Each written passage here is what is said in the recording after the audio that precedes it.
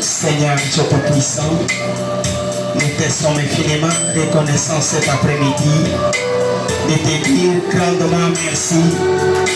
Merci toi l'ange de l'alliance. Merci toi l'ange de la révélation. Merci toi l'éternel Dieu des armées. Tu es El Shaddai, le Dieu qui nous donne tes desseins. Tu es Jéhovah Jireh, l'éternel Dieu qui pourvoit à nos besoins. Tu es Jéhovah Rapha, le médecin par excellence. Mon Dieu, mon roi, ce matin, Seigneur, nous n'avons pas ce que nous pouvons te donner, mais reçois la gloire et l'honneur. Reçois nos cris de joie. Reçois nos adorations, Seigneur. Oh, Dieu Tout-Puissant, cet après-midi, Seigneur, nous voulons que nous soyons comme Cléophas et son ami Théophile dans le chemin de maïs. On peut dire avec joie, nos cœurs ne brillent-ils pas au-dedans de nous tandis que nous nous parlions. Nos cœurs sont tellement brisés, Seigneur, je te gloire, avec la parole que tu nous apportons ce matin au travers de ton serviteur Félix, Seigneur. Bien-aimé Jésus, tu as dit dans ta parole que je vous ai apporté ma parole et ma parole vous a guéri. Je sais ce matin, Seigneur, que tout le monde qui est devenu fatigué, tu as donné la force. Chaque personne qui est devenue malade, Seigneur, oh Dieu, qu'il reçoit la guérison au nom de Jésus. Tout celui qui est devenu pauvre, Seigneur, tu es le Dieu qui bénit, Seigneur de Tout-Puissant. Qu'il soit béni au nom de Jésus-Christ.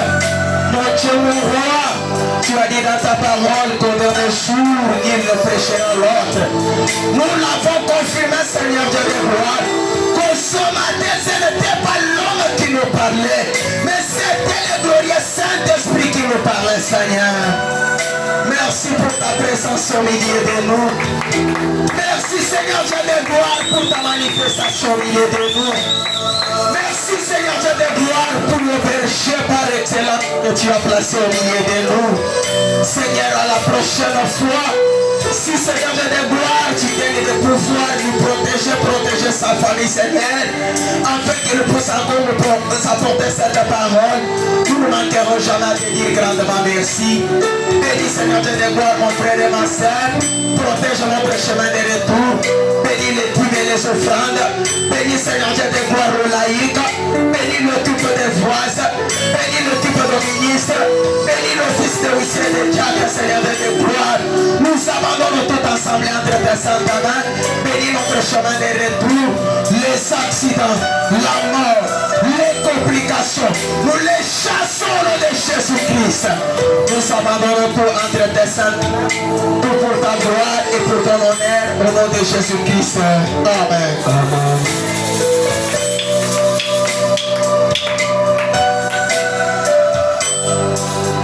Avec notre tête inclinée, nos yeux fermés. Et s'il y a quelqu'un ce matin qui voudrait donner sa vie à Jésus, il veut qu'on l'amène aux eaux du baptême. Si vous êtes là, soulevez la main. Mardi, nous irons aux eaux du baptême.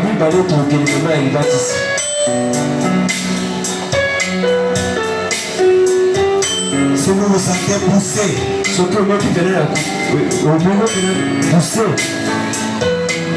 allez aux eaux du baptême, soulevez les mains.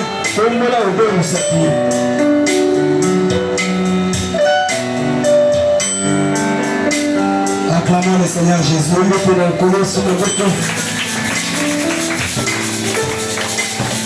Est-ce qu'il y a une autre personne? Le mardi, nous irons aux eaux du baptême. La Bible dit ne rejetez pas ce que vous pouvez faire aujourd'hui à demain. Parce que tu ne connais pas ce qui te réserve. Acclamons le Seigneur Jésus. Est-ce qu'il y a une autre personne qui peut s'ajouter? C'est le Seigneur qui t'a parlé. Et c'est celui qui te parle encore là où tu es. Ne lui résiste pas. Si tu avais été baptisé et que ta vie n'était pas digne de la parole, pour te voir concerné pour aller aux eaux du baptême,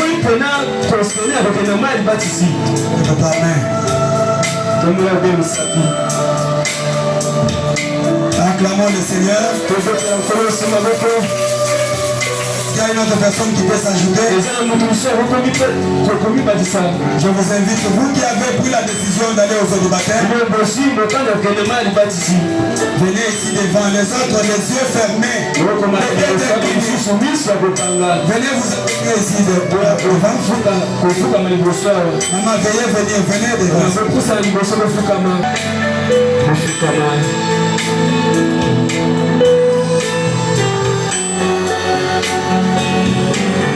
Laissez ouvrir les yeux, vous allez les voir.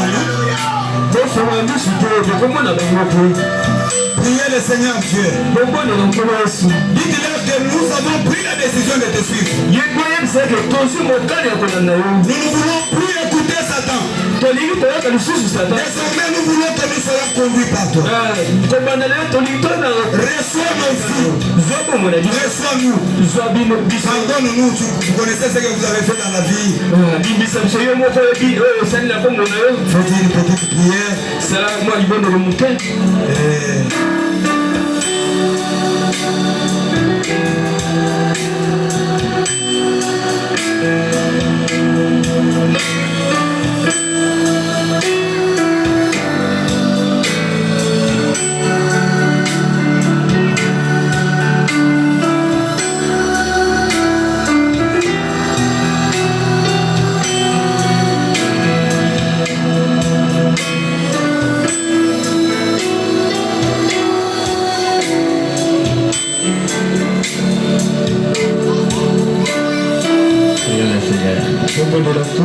Tu es tout puissant, pour te bénissons, te glorifions, Père de la gloire, pour tes enfants, au Dieu de la gloire, qui se sont reconnus qu'ils étaient dans l'erreur, qu'ils étaient dans les chemins que tu n'aimes pas.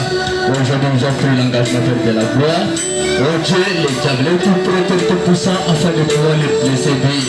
Mais toi, le grand Dieu qui les a appelés, oh Dieu, Père tout puissant, tu as avec eux afin de pouvoir les fortifier pour avoir un peu, Père de la gloire, la fidélité dans ta parole.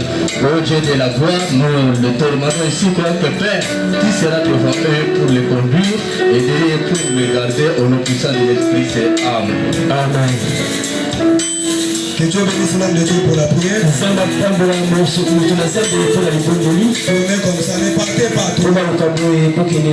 Acclamons grandement le vertu. Il y a la fête là au ciel. Amen. Amen. Et qu'en serait-il de 3 ans? Nous allons donner le prix à l'âme. Le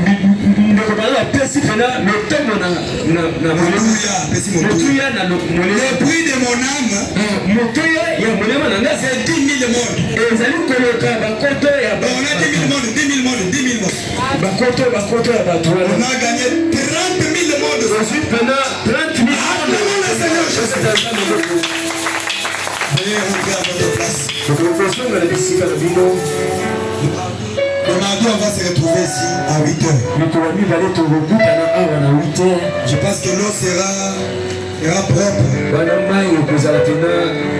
Parce que nous serons à la piscine sur la 13e rue. À la voix de Dieu. Pour votre baptême. Amen. Que Dieu bénisse tout un chacun de vous. Vous êtes un peuple merveilleux. Je vous aime beaucoup. Une chose. Priez pour moi. Que Dieu me garde à ne pas tomber.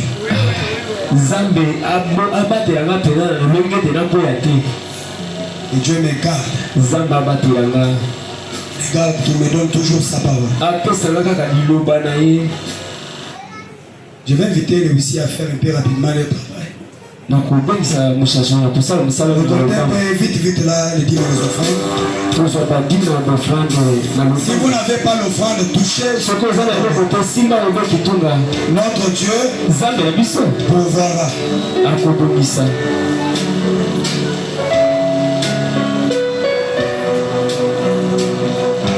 Mettez dans nos respirations.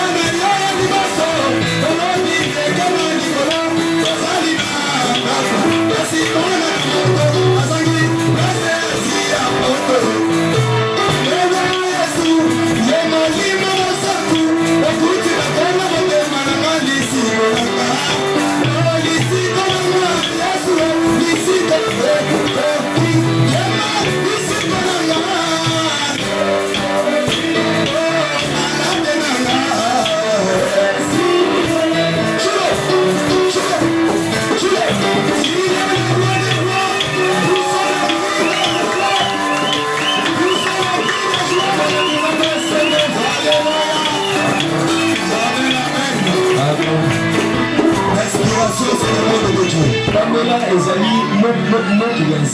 C'est le monde de Dieu. Les ténors ne comprendront pas ça.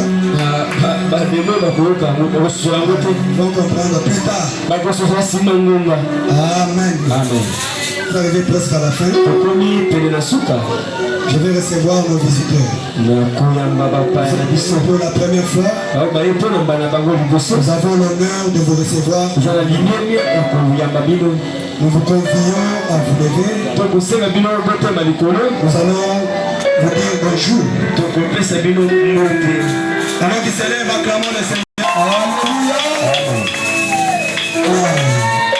La maison qui ne reçoit pas de visiteurs, elle n'est pas bénie. Écoutez, ça c'est un secret.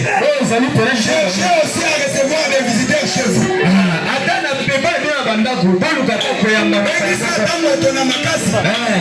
Amen, amen. Vous revenez aussi chez moi. Alléluia. Amen. Ok. Vous allez commencer par les sœurs. Donnez le micro aux sœurs. Vous allez me dire, on va dire, ça dit, comment na bisika outi na moto abengi yo. C'est malaki to otikali pour osolo na pasteur. Zamba nubelesh. Zamba tambula bino. Amen. Zamba tambula bino. Tiens mwani doni mwana muzwe. Nazali mukata nazali mwana ndaku. Na benga mina kwamba ndema bino mwasi Hortense. Pona oyo tikali zamba tambula bino.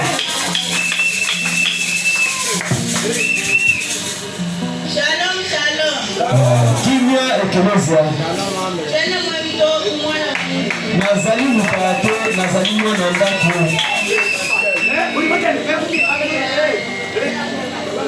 Mafandi mupanza mboka sikajuna.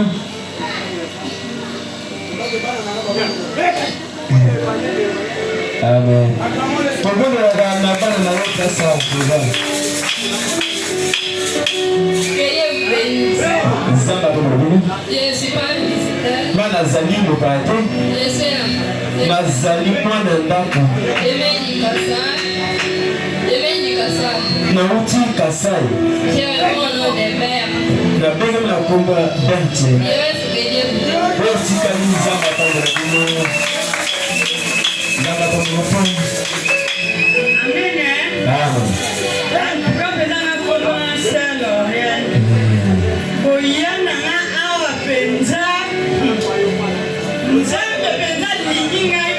On vient témoigner, c'est la même bouquet. On vient témoigner. Voilà, fanda nam. Tu peux s'en aller.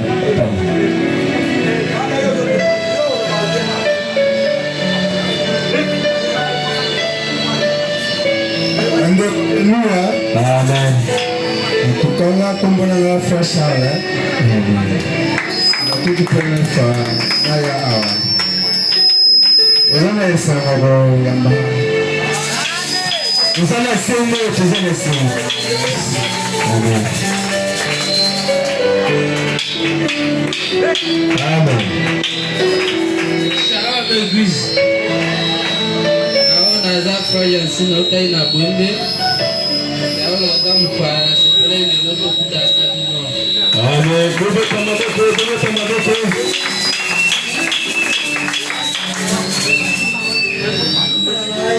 Marcel.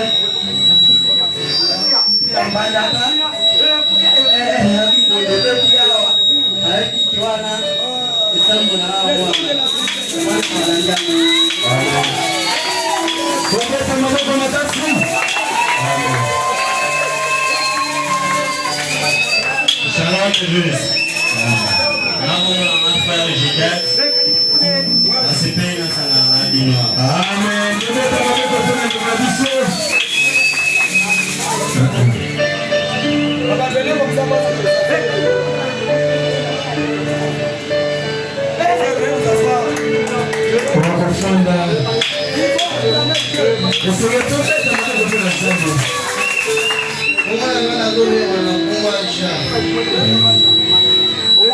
Amen.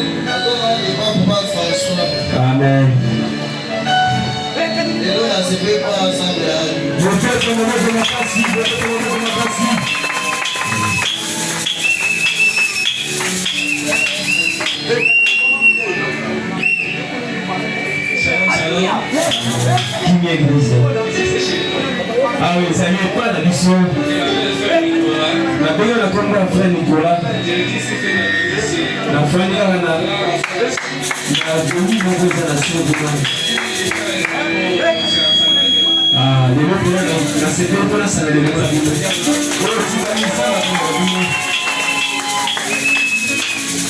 Acclamons le Seigneur Jésus. Peut-être la folie sur le mot. Maintenant, il y a des honorables qui sont ici. Des honorables.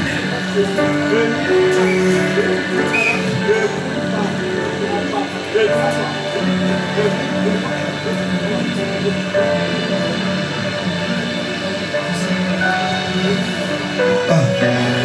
Toi, tu penses que je vais oublier ça? Ah. Nous appelons d'abord les vestes de Dieu. Ça, ce sont les chemises, les vestes, les montres de Dieu. Donc Dieu les porte pour servir. Alors que je vais inviter l'homme de Dieu patient. Maintenant qu'il avance, acclamons le Seigneur.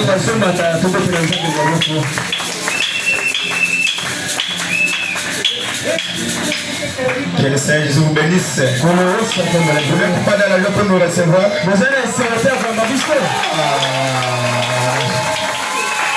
En tout cas, que Dieu bénisse richement Pasteur Félix. Il a quand même manifesté la parole.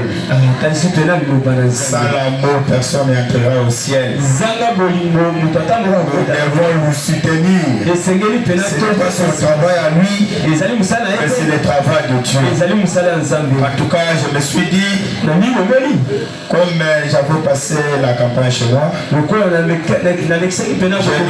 pas manquer à venir remercier l'église. Et surtout féliciter la simplicité du pasteur Félix dans votre présence. C'est un bon pasteur. Soutenez-lui. Un bon don. Même par les œuvres, tu dois les savoir. Tu dois savoir un bon don par les œuvres.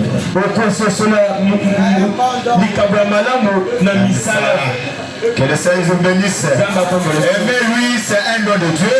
Il a quelque chose de Dieu en lui. Mais le conseil que moi je vous donne, si tu attends quelqu'un parle mal de cette église, parle mal du pasteur, c'est un séducteur. Dieu vous bénisse. Le ministère, nous avons qu'un seul objectif. C'est vos âmes-là. Maintenant, vous soutenez ce ministère. Pasteur Patient Blanco. Je suis le pasteur de l'Éternel du Tabernacle qui est à côté. Si vous ne me voyez pas venir ici, ce n'est pas un problème. Moi, je ne suis pas habitué à avoir des barrières avec le pasteur. Et surtout quelqu'un qui prêche la main fraîche comme ça, charnellement, il est mon grand frère. Dans le spirituel, c'est mon collègue. Je vous promets que je serai avec vous ici. Mais pour le reste, que Dieu vous bénisse.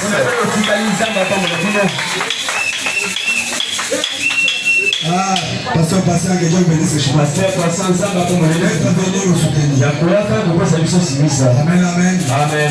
Nous sommes une génération sans conflit. Vous êtes aux alliés et que Ezana va conflit. Et que côté, et que et ça le tour de la scène et l'écho. Bon ministère. Et l'écho. On va venir saluer l'église.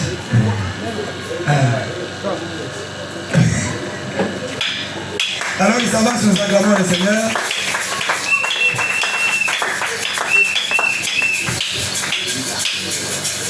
Que le Seigneur bénisse. Que le Seigneur bénisse. Est-ce qu'il y a quelqu'un qui ne me connaît pas ici? Ezana mutu ayebinga malamu ate. J'aimerais voir les dimanchistes, les dimanchistes. Nali komona bato bayaka dimanche. Les gens qui ne me connaissent pas. Nani ayebinga awa Lui te. qui ne me connaît pas, donc il vient ici que le dimanche. Oyo ayebinga awa te. Eza koloba te ayaka dimanche. Moi je suis le propriétaire. Je ne dis pas que je suis l'enfant de la maison, mais je suis le propriétaire de la maison. Nga naza mukolo pena ndako. Je suis Bill Bakamana, c'est ça mon nom.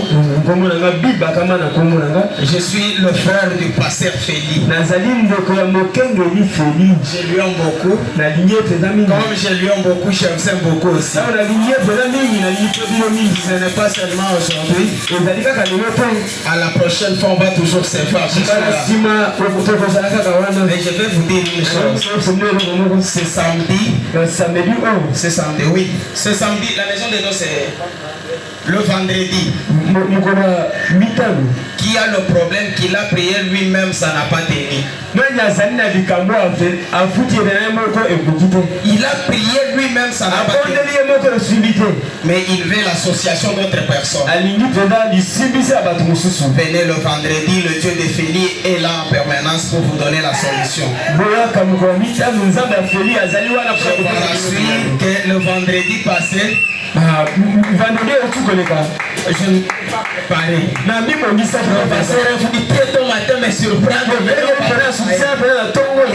Mais le jeudi, je viendrai après qu'il je vais dormir ici. Nous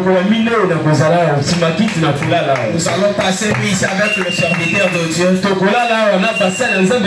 Comme on dit chez nous, ça sera Kafou Kaf le vendredi. Dieu vous bénisse. Venez avec n'importe quelle situation, le Dieu de Branham est en permanence, il va vous donner. Je suis Bill Bakamana, c'est ça. Je laisse que le Seigneur Dieu du ciel vous bénisse. Alléluia. Amen. J'invite aussi l'homme de Dieu à l'église.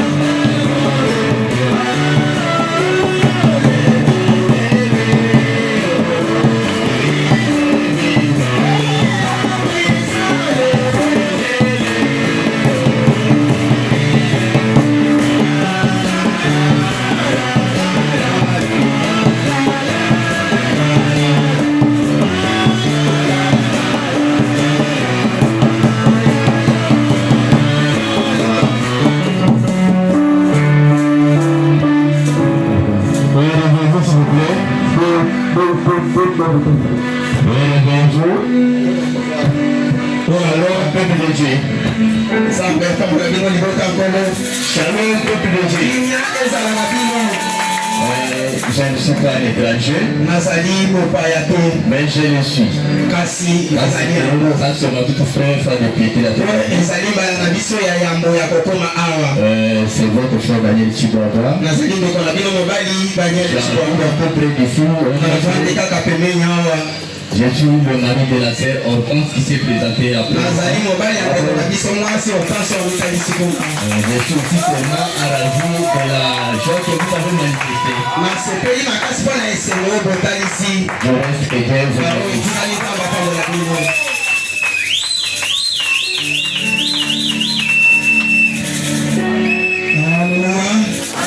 Que Dieu bénisse l'homme de Dieu.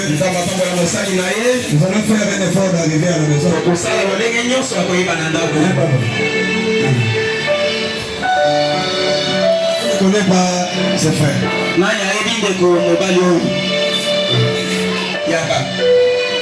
Saluez les gens. Ils vous connaissent, mais saluez. Je sais que moi je suis connu par tout le monde. Je suis content de vous saluer. Que Dieu nous bénisse. Que Dieu bénisse tous les hommes de Dieu. Aujourd'hui nous sommes tellement bénis. Bénis. Amen. Je demande à maman. Maman, venez. Venez, on va terminer avec vous. Quand Dieu agit, nous devons témoigner. Et quand nous témoignons, il est content. Il va faire plus. Que la maman témoigne elle-même. Commençons par se présenter. Après vous dites, qu'est-ce qui vous a poussé d'être des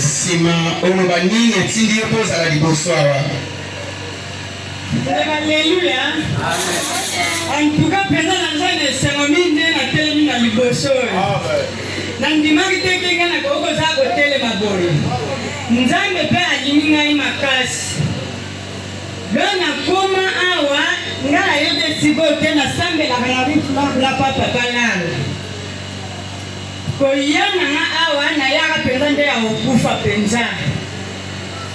Nakoko biye bate malobeka ngami na mnoko na lobate. Dona yaka penza kokufa. Nzambe ya papa o penza donki nzamba mona kayetango nyonso. Nzamba sala kakati na yetango nyonso. Nzamba na pesa na ikota na ye na famille na ye. Donc nzambe penza pambola ye makasi. Nga penza na za awe yongo na bino. Nzambe penza yebi na zo mona na peda apiti nzambe penza limina makasi. Amen. Na limina penza makasi pa nzambe ya makambo ona monu. Tina simana pe bandoto ona bando mona lisusu na simana ngai. Donc nzambe penza lingi ngai nebo to mona ngai na za ko telema. Donc na mona kutu ndena ko ko témoigner pa nzambe. Nzambe mutayebi, nzambe mutayebi kati na ngai. Nzambe limina makasi penza en tout cas. Pobo sala na bo ndingona pa nzambe. Bo sala na bo ndima pa nzambe nzambe sala ka penza. Soko mi pese pa na yo sala ko ndima kati na ye nzambe ko sala kati na yo ta. Pobo sala na bo ndima. Yonki etikali kamuma muke ona ko sala oto sala pa nzambe na biso. Na suki na place wana. Nafanya hapo fanya kama bona mama Bobette acclamons le Seigneur pour la grâce acclamons le Seigneur. On n'a pas venu par 4 personnes. Il était en train de se jeter. Il fallait être là. Là que tu vois faire Banamaki, pour nous les serviteurs de Dieu, même Même si tu sens que ça précipite comment. Attends le temps de Dieu. Tu peux avoir un vrai ministère. Si ce n'est pas le temps de Dieu, tu iras faire les dégâts. Je l'ai dit quelque part que Eliezer, avant qu'il ne parte, il s'était d'abord rassuré que l'ange devait être là pour l'accompagner. Quand l'ange est dans la salle, la Bible doit assurer. Amen, amen. Amen. Nous avons un ange de Dieu ici. Il agit d'une manière inattendue. Vraiment que Dieu vous bénisse richement. Ce sont vos prières pour cette église. Dieu est en train d'agir puissamment. Mais soyons soudés. Alléluia. Soyons soudés. Travaillons ensemble. Dieu fera plus dans ces quartiers. Les gens nous diront qu'on a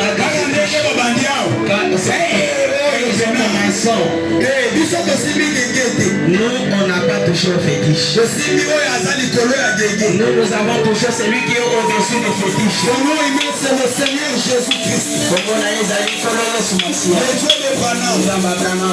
Le sauveur irremplaçable. Même Branham ne peut pas arriver là où. On ne peut même pas le comparer avec le Il est incomparable. Amen, amen. Vraiment, je suis très ravi ce matin. Il y a un message qui est sorti ici. Un message très urgent. Je ne sais pas comment on va faire.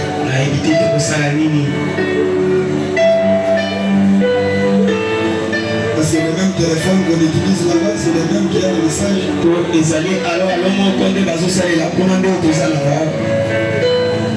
Donc c'est un message de la mort.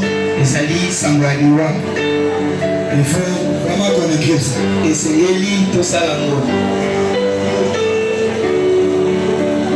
Attendant qu'on écrive le message, j'invite notre administrateur. Pendant qu'il s'avance, nous acclamons notre Dieu.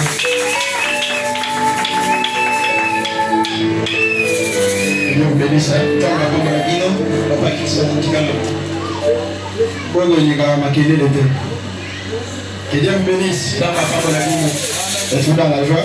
Je ne vais pas vous prendre beaucoup de temps. Mais je vais vous parler un peu sur des petits sujets là. Premièrement, il faut d'abord prier pour notre pasteur. C'est un homme bon. C'est un homme tellement bon. Pour ce qui concerne l'argent. Moi aussi je m'inquiétais là. Il a une famille. Mais si même un 50 francs entre dans la caisse, à 15 jours, je peux t'attendre à ça jamais. Dans une autre église comme ça, nous étions dans une autre église parce que là j'étais un huissier. Après le culte, on comptait les 10 000 offrandes. On donnait à maman pasteur, si le pasteur n'est pas reçu à son enfant. Que Dieu vous bénisse. Nous ne sommes pas une petite église, mais nous sommes au débit. Mais nous faisons des grandes choses. Et comme il a dit ici, il faut avoir du respect. Donc il fait les choses comme il faut. Je veux vous dire que aucun 50 francs de la messe. Ça vient donc à 50 francs mon Non, côté. pasteur a appelé ou soit mettez-moi les crédits, soit ça. Je vous dis, il a une grande famille. À des fois, il dépense même son argent pour l'œuvre de l'église. Que Dieu vous bénisse. Que Dieu vous bénisse. Prions pour lui. Nous avons, l'église a une dette d'autrui. Donc il faut liquider ça. Aujourd'hui. Je vous dis que si je ne me trompe pas, dans cette église, il n'y a aucune chose qu'on emprunte. C'est ça. Il n'y a aucune chose. Ni les chaises, ni les instruments. Que Dieu vous bénisse. Mais nous avons des dettes là qu'on avait pris pour ajouter.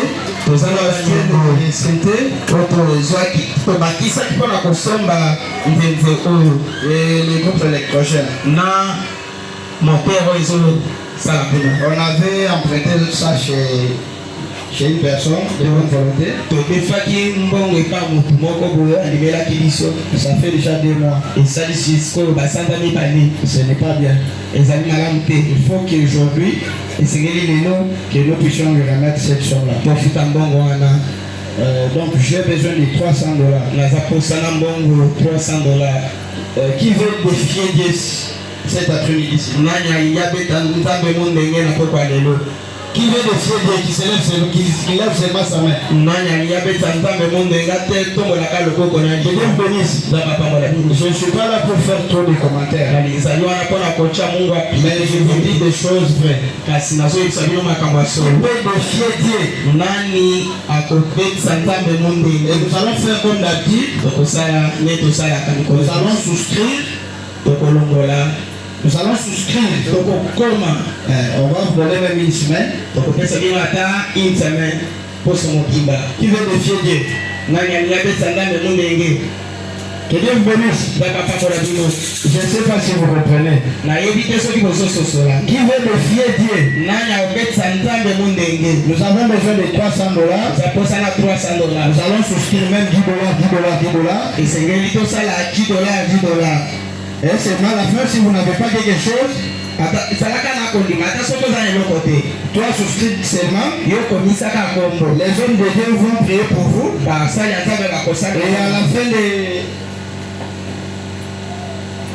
Et à la fin de la semaine, vous aurez ça.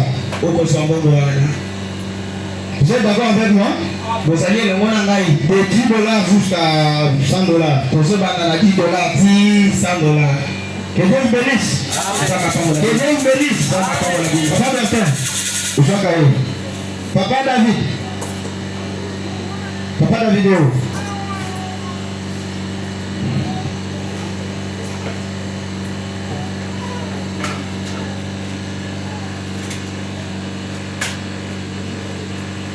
Il faut qu'on paye la dette de Kira. Les devants vont donner $100. Attention, par le pays, il y a $100.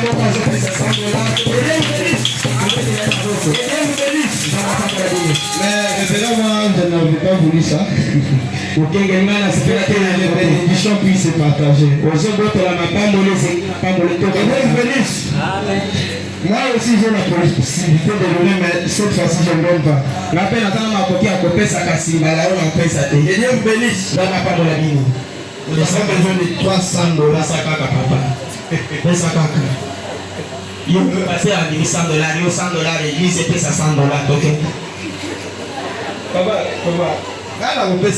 il faut que les bénédictions puissent se partager. On va partager qu'à $100, papa. Nous avons besoin de $300 pour terminer la note d'autrui. Pour ça, $300 pour la suite. C'était prévu pour qu'on donne ça hier. Mais comme on n'avait pas l'argent, les révérends m'ont écrit, mais révérends, nous allons faire quoi? Je lui avais répondu sur WhatsApp, mais il n'est pas connecté. Il n'était pas connecté, je l'avais dit. Pasteur, ne vous inquiétez pas, la somme là doit sortir.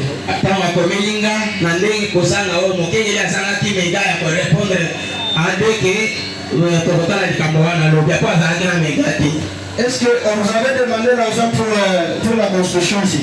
C'est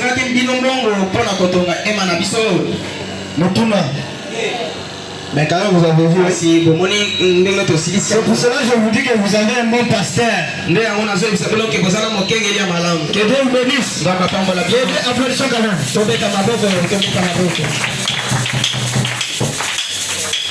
Oui, le pasteur a dit qu'il va donner 100 $. Qu'est-ce que ça? Papa, tambola 10 $, 5 $, 10 $, 100 $, 5 $. Nani akopesa biso 10 $, 20 $, 30 $, 50 $. Parce que moto va tomber mon sac au point. Papa, 10 $. Combien? 10 $. Comment? Maman Nénette. Soyons quand même sérieux. Je vous avais dit, il faut défier Dieu. Nous ne sommes pas venus blaguer ici. Hein? Maman Esther, 20 $. Combien, maman? 10 $. 10 $. Papa, mets tes choses. Maman, oui. Merci beaucoup. Je vous dis que nous sommes permettez-moi nous sommes une petite église, mais bien organisée là. Nous sommes au début, mais nous sommes très bien organisés. Nous sommes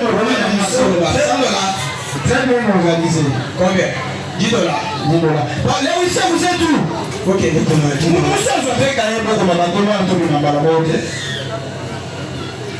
Dieu vous bénisse. En tout cas, je suis fier de mon pasteur ici. Même si je ne suis pas venu, pas même 50 francs. Je fais l'administration même chez moi. En tout cas, que Dieu vous bénisse. Que Dieu vous bénisse. Que Dieu vous bénisse, mes chemins. Si peut-être on a un problème là pour si peut-être on a un problème de l'église là. Ce qui est dans le fois, il sort même son argent. Si le long appelle la zone s'arrêter. Ah oui, oh, on a besoin d'acheter ça, les planches. On verra si vous avez même 100 $. Il dépasse, mais moi, je ne ramasse pas ça. Oh, ade toza posana eloko kindani. Ya esika zupesa mwa notre besoin sakasozo misakate. Que Dieu bénisse. Qui peut vendre même son pantalon pour soutenir cette église? Nani akoko tekata robe na ye pona ko chasilis mansala o. Ata pan, ata lituta nana ko teka moto wa soutenir et défi le Dieu. Lituta ezamo robe. Ata moi robe. Et après, on va prier pour vous. Ce qu'on doit savoir la bonne avis. Que Dieu vous bénisse. Que Dieu vous bénisse. Nous sommes vraiment une église bénie. Amen. Que Dieu vous bénisse. Si nous partons seulement avec cette alliée ici, c'est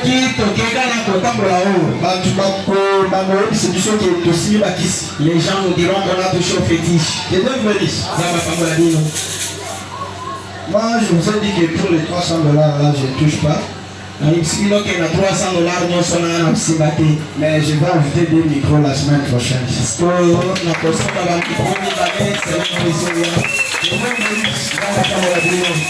Ça fait honte.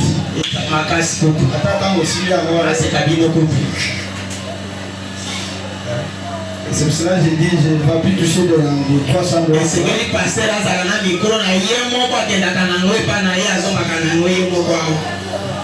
C'est pas les mêmes micros ici, c'est les témoignages.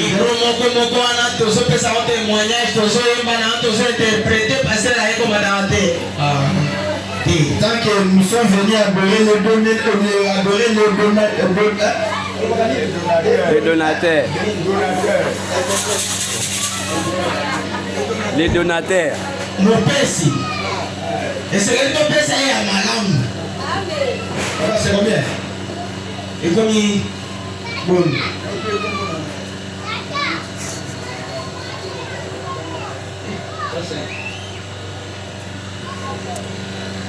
Encore ça, $50. C'est pour recevoir ça les samedis ici. esengeli samedi oyo ezoya tozala na mbongo wana Parce que l'argent qu'on avait pris là, po mbongo oyo tozwaki wana même demain là, je vais chercher d'abord à trouver ça et donner à la personne là. na koluka nde nini ya kopesa kolo mbongo wana Puis attendre ça fin samedi. suka na biso ezali kolo Ça saba va quand même serré. tosala makambo Encore $140. esikali $140. Que Dieu bénisse. nzambe apambola bino On peut se commoder. Ça va bien. Comment c'est $5?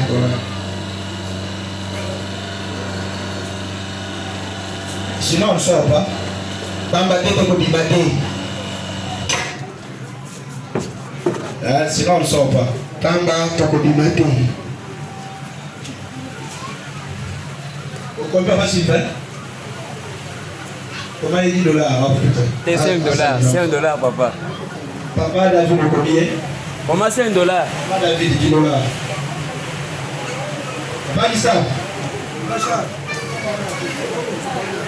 Papa Gustave. On peut s'en remettre. Papa c'est $25. Papa David, combien?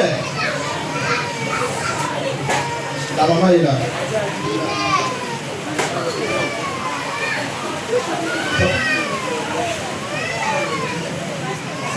C'est que on peut s'en remettre. $10. Comment? Papa Gustave, comment $30? Papa Gustave, $30. On peut ça. Alors, $10. $30, papa. La maman qui est là. Allez. Maman, combien? 10.